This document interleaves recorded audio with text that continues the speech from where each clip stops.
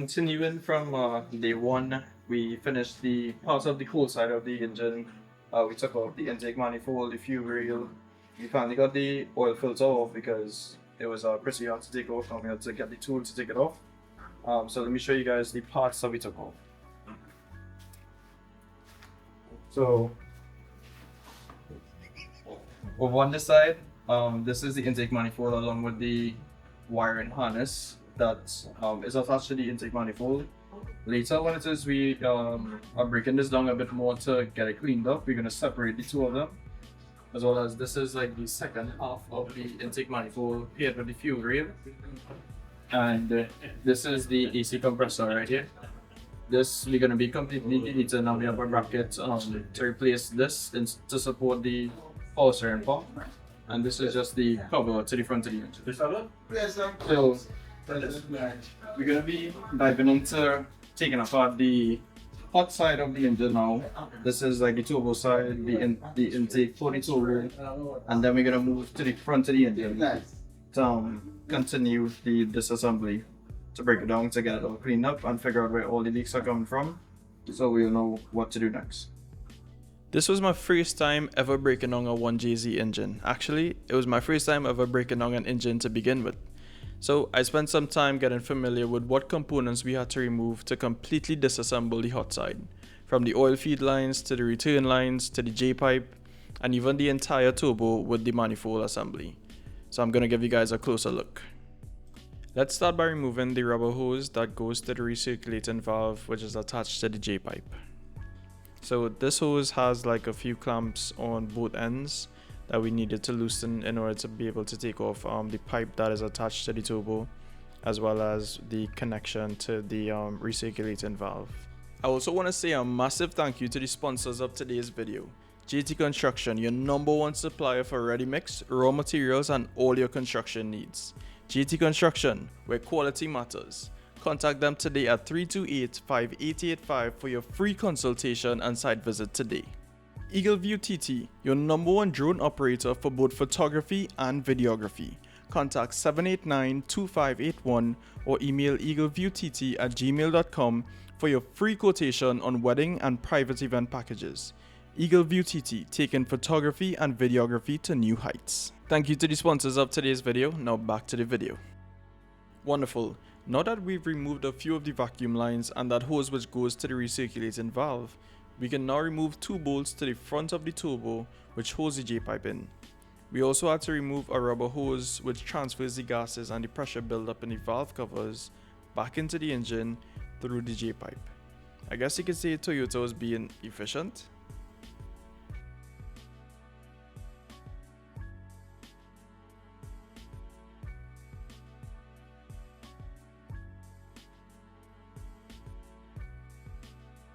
Now that we have all the components disconnected, the J-pipe should just slide right out. So you guys can get a better idea of what it looks like up close now. And remember, I was telling you guys about two bolts that go into the front of the turbo that holds the J-pipe in. Well, that is these two bolts right here. And in case you're wondering, it's called a J-pipe because it is literally shaped like a J. Between the J-pipe and the front of the turbo, there was a gasket. So what I did was I just put the gasket right back on the front of the turbo with the two bolts so we don't lose them.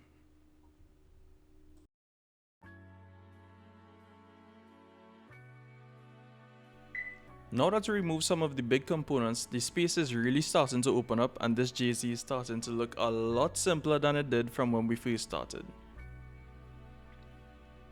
I also went ahead and removed the heat shield that covers the exhaust manifold, and yes, the heat shield is rusty and crusty, but don't worry, we're going to be refinishing this so it looks beautiful. Now we're going to be moving on to removing the exhaust manifold with the entire turbo assembly. We decided to keep the entire exhaust manifold and turbo assembly together, and to remove this entire assembly, what we had to do was remove some of the oil feed lines and return lines from the turbo, as well as 4 bolts and 6 nuts to the top and bottom of the exhaust manifold itself. Okay, so we're going to start by removing the first bolt to the top of the manifold, followed by the second bolt, then we got the third, and now the fourth. So once that's done, my dad went ahead and he started removing all of the 6 nuts down to the bottom of the manifold that really holds everything in. And once we had all of those things removed, the entire assembly with the turbo, the manifold, lines, all of those things could just slide right out. We took out all the bolts and nuts holding the manifold and the turbo, and there was one line, an oil line coming from the block going into the turbo itself that we took out as well. So we have one more nut, took them out, and the entire assembly should just lift out just like that. Not gonna lie, this was actually a really proud moment for me, taking off my first ever turbo. Yes, I know it's a stock turbo, it's not that big of a deal, but it was a big deal to me. Comment down below, should we even like upgrade the turbo to a bigger one? Does anyone want to sponsor me a turbo? Cause your boy kinda, you know, it kinda broke. And that opens up a lot of space on this side of the engine. So now we're gonna move to the front, but before we get there, we're gonna remove this line that goes around the back of the engine that supplies coolant to the stock oil cooler setup. Because we're gonna be running an aftermarket or an external oil cooler, we're gonna remove the stock one. Okay, pause. This line is actually not a feed line to the stock oil cooler setup. It's actually quite the opposite. It's a return line. So coolant comes out of the block on the right hand side, then flows around the oil cooler, then through the line, which is routed around the back of the engine, then it collects at the water inlet near the water pump area. So because we're deleting the AC, I kind of wanted to also remove that loop that you see to the back of the engine, which goes to ideally the HVAC system in the vehicle. But because we're not going to be using any of that, we're going to be deleting that, and I kind of wanted more of like a OEM Plus type of style, so it looks a little cleaner than what the existing line is today. So we're going to be tapping some AN fittings into the block and creating our AN line from the start to the end, so it looks a bit cleaner. So after removing that line, we decided to remove the stock oil cooler setup, and you could clearly see me struggling to remove the main bolt that holds it in. So I ended up passing it over to my boy Shaq, and he got it loosened up. Remember I was telling you guys earlier that we were planning to do an external oil cooler setup? Well, change our plans. We're not going to be doing that anymore. My boy Sanjay from 5141 Performance advised me, yo, that is probably not the best decision. It doesn't really work out well for the JZ sometimes, so we're going to just be doing the stock oil cooler setup in the end.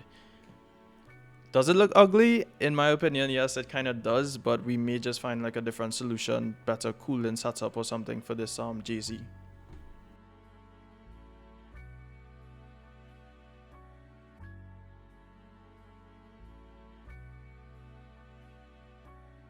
So you guys can get an idea of what the main bolt looks like here now.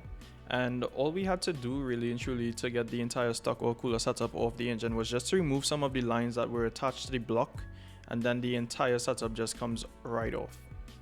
But anyways, that's gonna be it for the part 2 of the engine building series. I'll see you guys next week in part 3, and don't forget to like, comment, and subscribe. I'll see you guys next week. Peace.